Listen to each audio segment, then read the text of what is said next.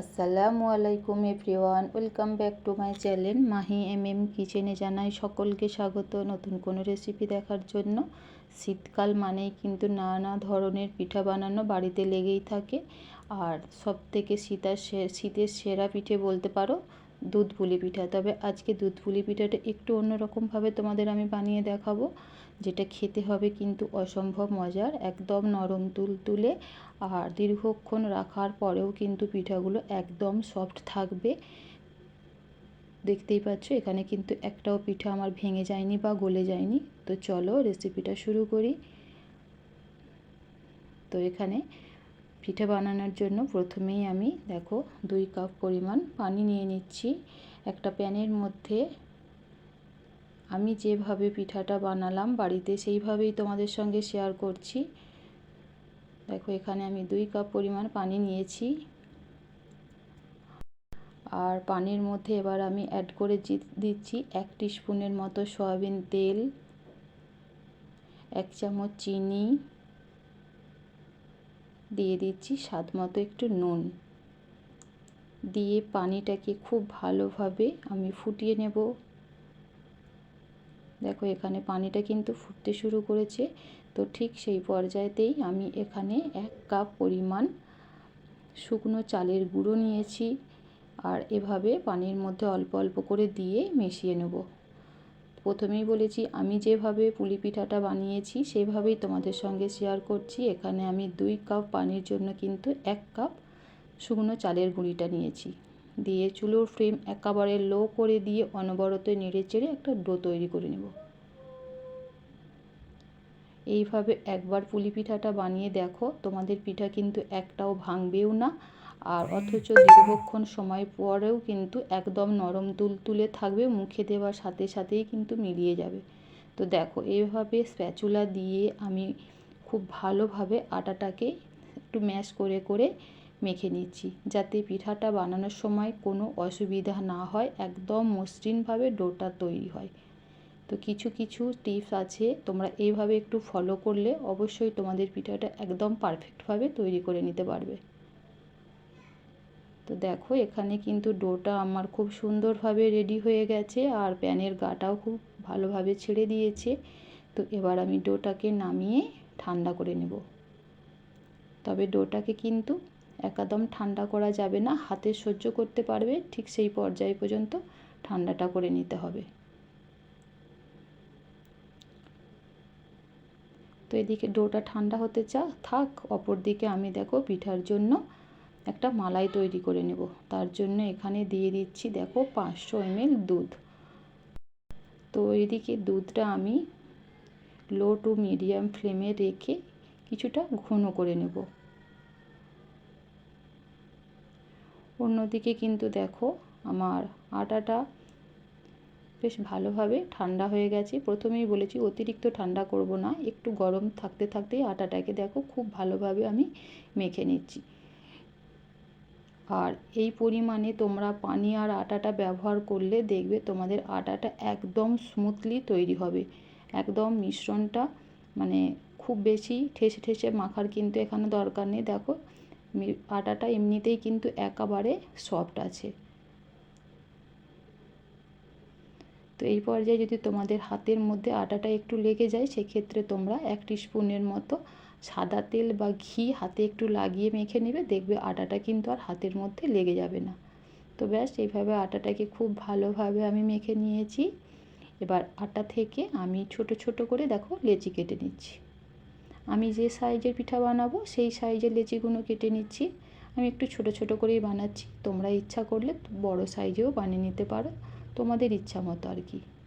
তো দেখো এখান থেকে একটা লেচি নিয়ে এবার আমি গোল গোল শেপ করে দিচ্ছি। এভাবে করে নিলে কি হবে, পিঠাগুলো বানাতে অনেক সুবিধা হবে। তো প্রতিটা লেচি কিন্তু দেখো এভাবে আমি গোল শেপের তৈরি করে নিচ্ছি। এবার একটা লেচি নিয়ে আমি হাতের মধ্যে দিয়ে দেখো এইভাবে একটু চেপে চেপে ঘুরিয়ে ঘুরিয়ে বাটির শেপ দিয়ে নিচ্ছি। তো এটা কিন্তু বলার কিছুই নেই, তোমরা দেখেই নিশ্চয়ই বুঝতে পারছো। আর আমরা কিন্তু কম বেশি সকলেই এভাবে পিঠা বানাতে জানি, মানে বাটির খোল করতে জানি। এবার এখানে আমি আজকে নারকেলের পুর বানাইনি, আমি এখানে বানিয়েছি আজকে এই যে খেজুর গুড়ের মাখা সন্দেশ দিয়ে আজকে পিঠাটা বানাবো। প্রথমেই বলেছিলাম না, আজকে একটু অন্য রকমভাবে পিঠাটা তোমাদের সঙ্গে শেয়ার করব। আর এইভাবে পিঠাটা একবার বানিয়ে দেখো, একবার বানালে কিন্তু বারবার বানাতে চাইবে। এর টেস্টটা এতটাই মজার হয়। আর যাদের কাছে মানে হাতেতে যাদের মানে নারকেল থাকবে না, তারা কিন্তু এইভাবে পিঠাটা বানাতে পারো। তো আমার হাতে যেহেতু এখানে নারকেল ছিল না, তাই ভাবলাম চলো এইভাবেই পিঠাটা বানাই। আর খেতে যা মজার হয়েছে তাই ভাবলাম তোমাদের সঙ্গেও শেয়ার করে নিই। তো দেখো এখানে একটা পিঠা আমি বানিয়ে নিয়েছি, আর পিঠাটার মধ্যে কোনো ফাটল নেই। একদম মসৃণভাবেই বানিয়ে নেওয়ার চেষ্টা করবে, তাহলে কিন্তু পরবর্তীতে দুধে ভেজানোর সময় পিঠাগুলো ভেঙে যাবে না বা ফেটে যাবে না। তো আরও একটা পিঠা তোমাদের আমি বানিয়ে দেখাচ্ছি। দেখো এভাবে গোল করে নিয়ে হাতের মধ্যে ঘুরিয়ে ঘুরিয়ে বাটির শেপ তৈরি করে নিচ্ছি। অতিরিক্ত পুর দিতে যাবে না, তাহলে কিন্তু পিঠাটার মুখটা খুলে যেতে পারে। আর খোলগুলো একটু পাতলা পাতলা করে তৈরি করলে না পিঠাটা খেতে বেশি ভালো লাগে। দেখো এখানে একটা আবারও আমি পিঠার খোল তৈরি করে নিয়েছি, আর দিয়ে দিচ্ছি পরিমাণ মতো পুরটা, দিয়ে মুখটা খুব ভালোভাবে আমি বন্ধ করে নিচ্ছি। অবশ্যই একটু ভালোভাবে বন্ধ করবে, যাতে দুধে ভেজানোর পর না পিঠার মুখটা খুলে যায়।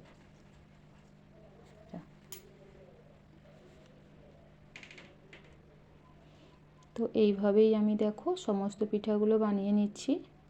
আর পিঠাগুলো বানিয়ে দেখবে এরকম একটা সাদা কাপড় দিয়ে ঢাকা দিয়ে রাখবে, তাহলে কি হবে পিঠাগুলোর ওপরে ড্রাই হয়ে যাবে না, আর দুধে ভেজানোর সময় ফেটে যাবে না।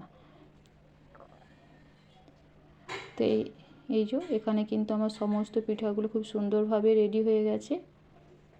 আর একটাও পিঠা কিন্তু এখানে দেখো ফেটে যায়নি। তো এইদিকে আমার দুধটা কিন্তু বেশ কিছুটা ঘন হয়ে গেছে, আর তারই মাঝে কিন্তু একবার আমি দুধটাকে নেড়ে চেড়ে দিয়েছিলাম, যাতে দুধটা না প্যানের গায়ে লেগে যায়। তো এখানে মিষ্টির জন্য আমি দিয়ে দিচ্ছি 1/3 কাপের মতো খেজুরের গুড়। আর তোমরা তোমাদের ইচ্ছা মতো এখানে মিষ্টিটা বাড়িয়ে কমিয়ে নিতে পারো, তবে 1/3 কাপ গুড় কিন্তু এখানে পারফেক্ট মিষ্টি হয়েছে। এবার সুন্দর একটা ফ্লেভারের জন্য দেখো এখানে আমি 3টে এলাচ অ্যাড করে দিচ্ছি।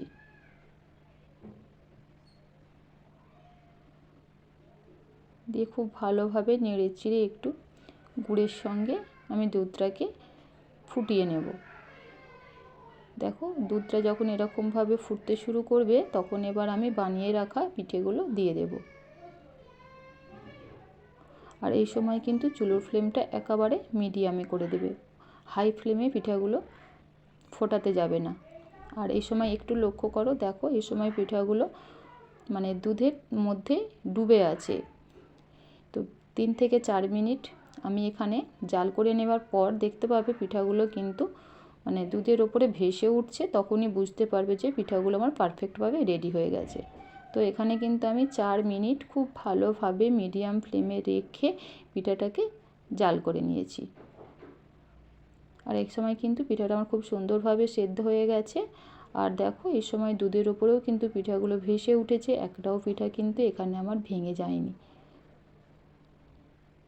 তো ব্যাস আমি 5 মিনিট পর পিঠাটাকে নামিয়ে নিচ্ছি, চুলোর ফ্লেম বন্ধ করে দিলাম, দিয়ে এবার আমি একটা প্লেটের মধ্যে পিঠাগুলো তুলে নিচ্ছি।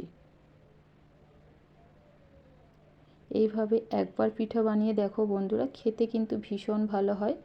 তো নারকেল ছাড়াও কিন্তু তোমরা এইভাবে একবার মাখা সন্দেশ দিয়ে পিঠাটা বানাও, তারপরে কিন্তু কমেন্ট করে জানাতে একদম ভুলবে না তোমাদের খেয়ে কেমন লাগলো। তো চলো একটা পিঠা তোমাদের আমি কেটে দেখাচ্ছি যে কতটা সফট হয়েছে।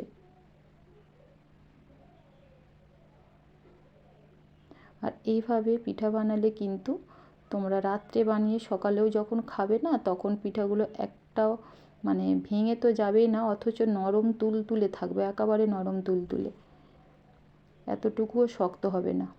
তো আজকের রেসিপি তোমাদের কেমন লাগলো অবশ্যই কিন্তু কমেন্ট করে জানিও। আর রেসিপিটা যদি তোমাদের এতটুকুও ভালো লেগে থাকে প্লিজ বন্ধুরা চ্যানেলটা সাবস্ক্রাইব করে পাশে থাকা অনুরোধ রইল। তো আবারও দেখা হবে নতুন কোনো রেসিপিতে। আজ তাহলে এ পর্যন্ত।